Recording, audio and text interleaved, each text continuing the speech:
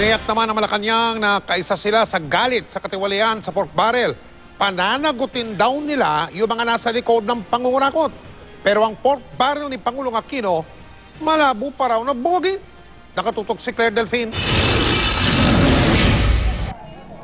Habang nagsisimulang magtipon-tipon ang mga nagprotesta laban sa pork barrel sa Luneta, nagsalita si Pangulong Aquino sa libingan ng mga bayani para sa pagunita ng Araw ng Mga Bayani. Pangako niya, papanagutin ang mga nang-abuso ng Priority Development Assistance Fund o ang PDAF.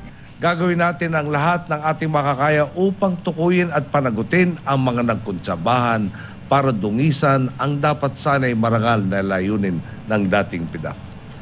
Hindi natin hahayaang maging kasangkapan ang sinuman upang magpatuloy ang kababuyan ng ilan.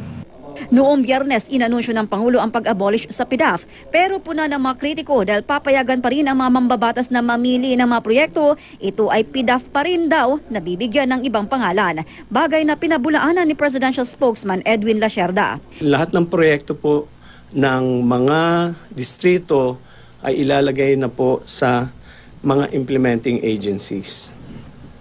So, wala na akong pangalan, so let's not make any guessing game on the name of the new PDAF. There's no such thing as a new PDAF.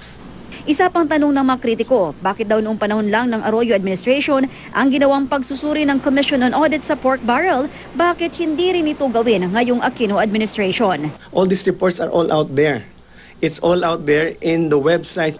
May mga panawagan din na hindi lamang ang pork barrel na mga mambabatas ang i-abolish, kundi pati na rin daw ang President's Social Funds o PSF na itinuturing na pork barrel ng Pangulo. Pero ayon kay Lacerda, mahirap daw itong gawin. Our system of government allows the executive branch a certain leeway to address those uncertainties.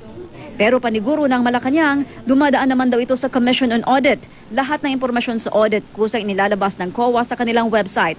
Ayon pa sa Malacanang, ayos lang daw sa kanila ang ginawang protesta ng taong bayan hinggil sa pork barrel. We are on the same side. Laban ho tayo sa corruption.